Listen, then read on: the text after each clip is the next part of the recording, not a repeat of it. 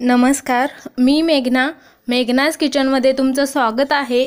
तर आज मी इथं खूप छान असं सोपी आणि झटपट होणारं रेसिपी बनवणार आहे। तर व्हिडिओ आवडला असेल तर लाईक, शेअर, सबस्क्राइब करा। तर आज मी इथं दुधी भोपळ्याची एकदम सोपी अशी भाजी बनवणार आहे। तर तुम्ही सुद्धा हे एकदा घरात अशा पद्धतीने नक्की करून बघा, खूप छान होईल आणि सगळ्यांना खूप आवडेल। तर तुम्ही दुधी भोपळ्याचं हे नेहमी असंच भाजी बनवाल। तर त्यासाठी लागणारे सगळे साहित्य मी इथं ठेवून घेतलेला आहे आणि त्याचबरोबर कांदा, टोमॅटो हे आपल्याला कुकरला लावायचं आहे, त्यामुळे मी तसंच त्याच्यावरचा साल आहे तो काढून ठेवलेला आहे आणि इकडं दुधी भोपळा घेतलेला आहे आणि जे काही लागणारा मसाला वगैरे आहे तर ते सुद्धा इथं मी घेतलेला आहे।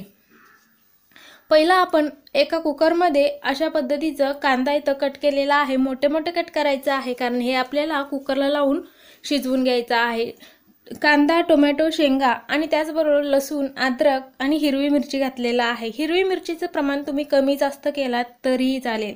तर कुकरला लावून 1 किंवा 2 शिट्टी इथं आपल्याला काढून घ्यायचं आहे आणि त्यानंतर मी इथं हे कद्दू घेतलेला आहे, म्हणजे दुधी भोपळा घेतलेला आहे, त्याला असं किसून घ्यायचं आहे आणि असं मीठ लावून हे ठेवून द्यायचं आहे साधारण 5 ते 10 मिनिटांसाठी, कारण त्यामधलं मीठ लावून ठेवलं की असं पाणी वगैरे निघतं। तर 5 मिनिटांनंतर ह्यामधलं सगळं पाणी आहे तो असं काढून घ्यायचं आहे। तर बघू शकता असं मी सगळं पिळून घेतलेलं आहे, इथं कद्दू आहे तो आणि त्यामधलं सगळं पाणी हे वेगळं केलेलं आहे। तर आता आपण ह्याच्यामध्ये 1 चमचा ओवा घालून घेणार आहोत। ओवा असं हातात चुरून घालायचा आहे, थोडंसं हळद याच्यामध्ये घालायचं आहे, थोडंसं लाल तिखट सुद्धा घातलेलं आहे, थोडंसं हिंग याच्यामध्ये घालून घ्यायचं आहे आणि सोबतच थोडंसं अद्रक आहे तो असं किसून घातलेला आहे। चवीपुरतं मीठ घालायचं आहे आणि त्याचबरोबर एक साधारण 3 ते 4 चमचा मी ह्याच्यामध्ये बेसन घालून हे छान असं हाताने मिक्स करून घेणार आहे। तर बेसनाचं प्रमाण आहे तो थोडंसं कमी जास्त सुद्धा होऊ शकतो।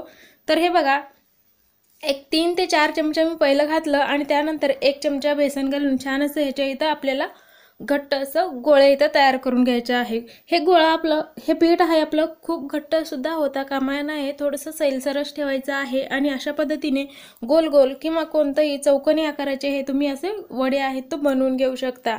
एका कढईमध्ये तेल गरम होण्यासाठी ठेवायचं आणि त्यानंतर गरम झालं की आपण हे अशा पद्धतीने तळून घेणार आहोत। तर बघू शकता मी 4-4 टाकून हे गोळे आहेत तो असं तळून घेणार आहे। हे असं तळून घेतल्यामुळे हे आपलं दुधी भोपळ्याची भाजी आहे तो खूप छान होते। तर लाल रंग होईपर्यंत मी मध्यम गॅस ठेवून असं तळून घेतलेला आहे। तर सगळे वडे मी इथं पहिलं तळून घेते। तर गॅस इथं मध्यमच ठेवायचा, खूप बारीक आणि खूप मोठाही नाही ठेवायचं, नाहीतर आतमध्ये कच्चं राहतील। तर सगळे इथं तळून झालेले आहेत। त्यानंतर इथं कुकर सुद्धा आपलं थंड झालेला आहे, त्याला मिक्सरला लावून बारीक करून घ्यायचं आहे आणि त्यानंतर एका कढईमध्ये इथं 2 ते 3 चमचे तेल घालायचं आहे, खूप जास्त तेल नाही घालायचं आणि त्यानंतर खडे मसाले घालायचं आहे, थोडंसं दालचिनी, थोडंसं तमालपत्र आणि थोडंसं लवंग, तुम्ही तुमच्या आवडीप्रमाणे ह्याच्यामध्ये खडे मसाला आहे तो घालू शकता, थोडंसं जिरा घालायचा आहे आणि लवंग सुद्धा घालून घेतलेला आहे।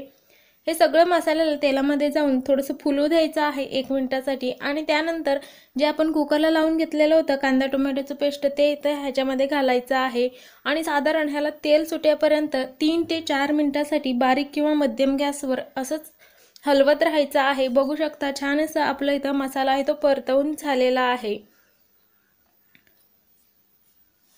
तर आता ह्याच्यामध्ये मी इथं मलाई घातलेला आहे, तर तुम्ही इथं कोणताही मलाई किंवा थोडंसं दही घातलात तरीही चालेल, पण गॅस आहे तो बारीक किंवा बंद करूनच घालायचा आहे, नाहीतर आपला दही किंवा मलाई आहे तो असं फुटू शकतो।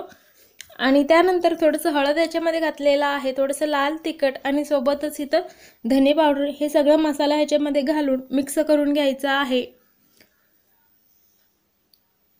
तर सगळं मिक्स करून घेतल्यावर आता ह्याच्यामध्ये पहिलं मी दही घातलं आणि त्यानंतर आता मलाई सुद्धा घातलेला आहे। तर तुम्ही कोणताही एक घातलात तरीही चालेल, फक्त तुम्हाला मलाई घालायचं असेल तरी तुम्ही एक अर्धी वाटी मलाई ह्याच्यामध्ये घालू शकता।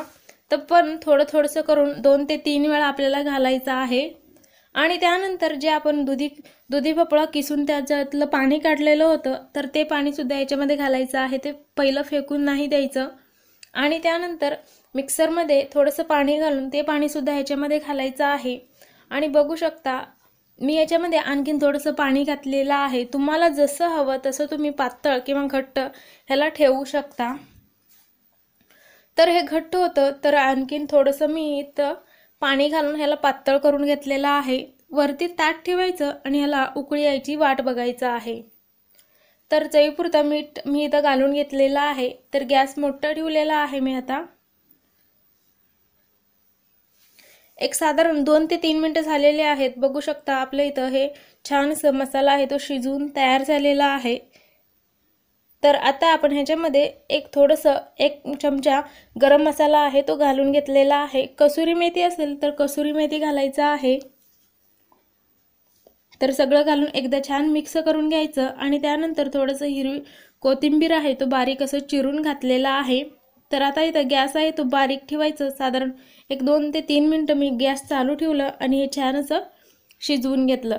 तर आता आपण हे एका वाटीमध्ये किंवा एका ताटमध्ये काढून घ्यायचं आहे आणि ह्याच्यामध्ये जे आपण तळून घेतलेले वडे आहेत तर ह्याच्यामध्ये ठेवायचं आहे आणि वरून असं मलाई आहे आणि कोथिंबीर घालून घ्यायचं आहे। तर तुम्ही सुद्धा अशा पद्धतीचं मलाई कोफ्ता करी बनवू शकता। तर व्हिडिओ आवडला असेल तर लाईक शेअर सबस्क्राईब करा।